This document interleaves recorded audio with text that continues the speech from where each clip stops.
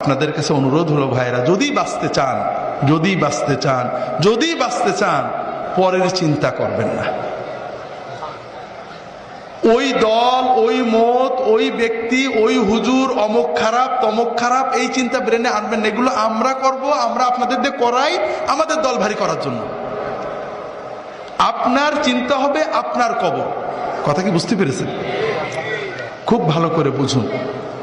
আমার জীবনে আল্লাহ তাআলা অনেক নিয়ামত দিয়েছেন, অনেক।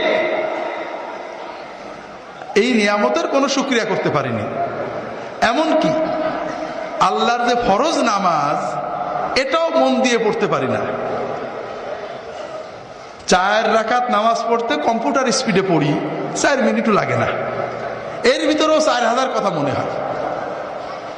আল্লাহ যদি কিয়ামতের দিন বলেন যে তোমার এত নিয়ামত দিছিলাম, 5 মিনিট আমার দিক মন দিয়ে নামাজটা পড়তে পারলেন না, আমি তোমার নামাজ কবুল করলাম না, তুমি দোজখে যাও, আমার কিছু বলার থাকবে?